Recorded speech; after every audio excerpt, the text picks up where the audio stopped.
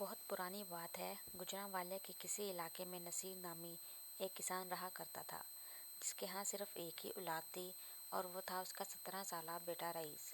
نصیر سارا دن چودھری مدثر نامی شخص کی زمین پر کھیتی کا کام کرتا، صرف اس لیے کہ رئیس پڑھ لکھ کر ایک ہونہار انسان بنے، اور رئیس بھی پڑھائی میں بہت ہی ذہین تھا۔ اپنے باپ کی محنت سے کمائے ہوئے پیسوں سے ادا کی ہوئی فیس کا صحیح سے حق ادا کر رہا تھا۔ تو برسات کے دن تھے اور ہلکی سی بارش ہو کر ختم ہو چکی تھی۔ اس کے بعد کڑاکے دار دھوپ نکلی، جس سے بے پناہ حبس ہو گیا۔ ابھی ایسی تھی کہ کسی درخت کا ایک پتا بھی نہیں ہل رہا تھا۔ اس دن جب رئیس اسکول سے واپس پسینے میں بھیگا ہوا گھر آیا تو رئیس کی والدہ سغرا نے رئیس کو کھانے کا ایک ٹفن دیا، ہاتھ میں تھماتے ہوئے کہا، بیٹا میں جانتی ہوں تمہیں اس وقت آرام کی ضرورت ہے، پر آج تمہارے ابو بنا ناشتہ کیے ہی کھیتوں میں چلے گئے ہیں۔ شاید انہیں کسی قسم کی کوئی جلدی تھی، اس وجہ سے تم یہ کھانا اپنے ابو کو دے آؤ۔ انہیں کہنا کہ پہلے کھانا کھا لیں پھر کوئی اور کام کریں، ورنہ طبیعت خراب ہو جائے گی۔ یہ کہتے ہوئے سغرا نے اپنے دوپٹے کو ہلا کر خود کو ہوا دیتے ہوئے کہا، آج تو بہت ہی زیادہ حبس ہے۔ جب تک تمہارے بابا کھانا نہ کھا لیں تب تک ان کے پاس ہی کھڑے رہنا۔ رئیس نے کہا، جی ٹھیک ہے امی۔ یہ کہتے ہوئے رئیس نے اپنا اسکول بیگ سائیڈ پر رکھا، اسکول یونیفارم میں ہی اپنے والد کے لیے کھانا لے کر کھیتوں میں چلا گیا۔ وہاں جاتے ہی رئیس نے دیکھا کہ نصیر کڑی دھوپ میں پسینے میں بھیگا ہوا کھیت میں کام کر رہا تھا۔ اتنے میں نصیر اٹھ کر کچھ فاصلے پر پڑے ہوئے گھڑے سے پانی پینے لگا تو اس کے تھوڑی ہی دور ایک آدمی درخت کی چھاؤں میں ایک کرسی پر بیٹھا ہوا نصیر کو کہہ رہا تھا، ارے کتنا ٹائم لگا رہے ہو، ذرا جلدی ہاتھ چلا لو، بار بار پانی پینے کے بہانے ٹائم ضائع کر رہے ہو، کام چور کہیں گے، ذرا جلدی کرو، آج میں نے کسی تقریب میں جانا ہے، لیکن تمہاری کام چوری کی وجہ سے مجھے یہاں بیٹھ کر تم پر نظر رکھنی پڑتی ہے، جلدی ہاتھ چلا۔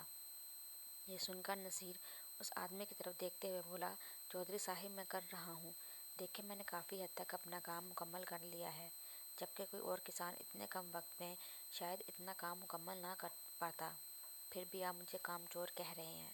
نصیر کی یہ بات سن کر چودھری آگ بگولا ہو گیا۔ اس نے نصیر سے کہا، ارے تمہارے کہنے کا مطلب یہ ہے میں یہاں فضول بیٹھا بکواس کر رہا ہوں، کیا تمہیں پتہ نہیں مجھے اور بھی کام ہے، بس تمہاری سستی کی وجہ سے ہی مجھے دیر ہو رہی ہے، اوپر سے تم مجھے باتیں سنا رہے ہو، اپنی اوقات میں رہو ورنہ کام چھوڑ دو، میں کسی اور سے کام کروا لوں گا۔ یہ مت بھولو کہ میں یہاں کا مالک ہوں، نہ کہ تم جیسا کسان جو کہ مجھ سے ایسی باتیں کر رہے ہو۔ ٹھیک سے کام کرنا ہے تو کرو، ورنہ مجھے بندوں کی کوئی کمی نہیں ہے۔ چودھری کی یہ بات سن کر نصیر چودھری سے کچھ کہنے ہی والا تھا کہ اچانک نصیر کی نظر رئیس پر پڑی۔ تو نصیر نے دیکھا کہ رئیس ہاتھ میں کھانے کا ٹفن پکڑے کھیت کے ایک سائڈ پر کھڑا ہوا چودھری کی طرف غصے سے دیکھ رہا ہے۔ تبھی نصیر نے رئیس کو آواز دیتے ہوئے کہا، ارے تم کب آئے، آ جاؤ بیٹا، خیر سے آئے ہو۔ تبھی چودھری کی نظر بھی رئیس پر پڑی تو چودھری نے دیکھا کہ رئیس اس کو گھور رہا تھا۔ یہ دیکھتے ہوئے چودھری نے نصیر کی طرف دیکھا اور کہا، او نصیر، یہ لڑکا کون ہے؟ نصیر نے کہا، چودھری صاحب یہ میرا بیٹا ہے رئیس۔ تو چودھری نے رئیس کی طرف دیکھتے ہوئے کہا، اچھا اچھا، تبھی اس کی دیکھنی بھی رئیس لوگوں جیسی ہے، لیکن اس کا میری طرف ایسے دیکھنا مجھے پسند نہیں آیا، اسے کہو ذرا اپنی نظروں کو کنٹرول میں رکھے، کیونکہ وہ ایک کسان کا بیٹا ہے اور میں یہاں کا مالک۔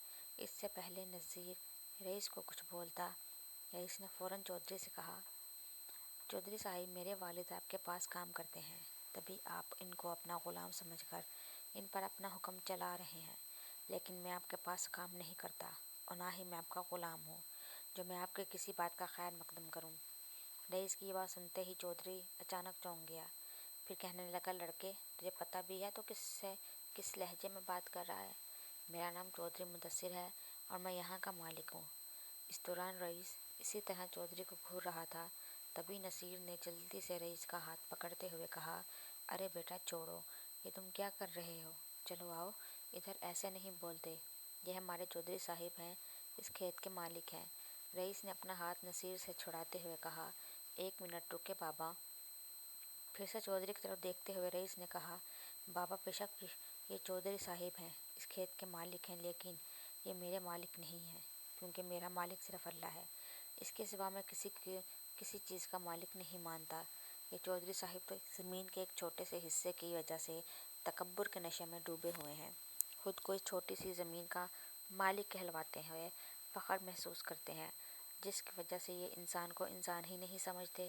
لیکن میرا اللہ تو پوری کائنات کا مالک ہے، پھر بھی وہ سب انسانوں سے 70 ماؤں جتنا پیار کرتا ہے، جبکہ ایک ماں کا پیار بھی بہت ہوتا ہے، لیکن اللہ 70 ماؤں جتنا کرتا ہے۔ پھر چاہے انسان چودھری صاحب جیسے ہی کیوں نہ ہو، وہ ان کو بھی رزق عطا کرتا ہے۔ اس لیے میں تو صرف اللہ ہی کو اپنا مالک مانتا ہوں۔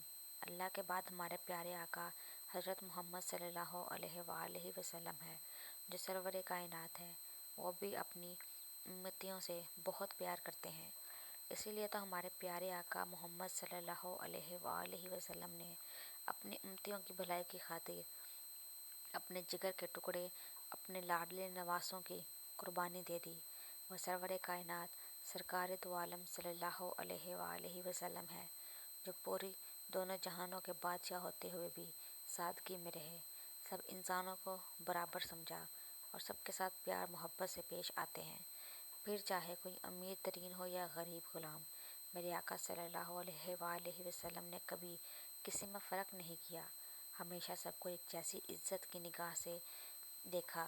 تو چودھری صاحب آپ تو ایک عام سے انسان ہو کر خود اس رتی برابر زمین کا مالک سمجھ کر اتنا گھمنڈ کر رہے ہیں۔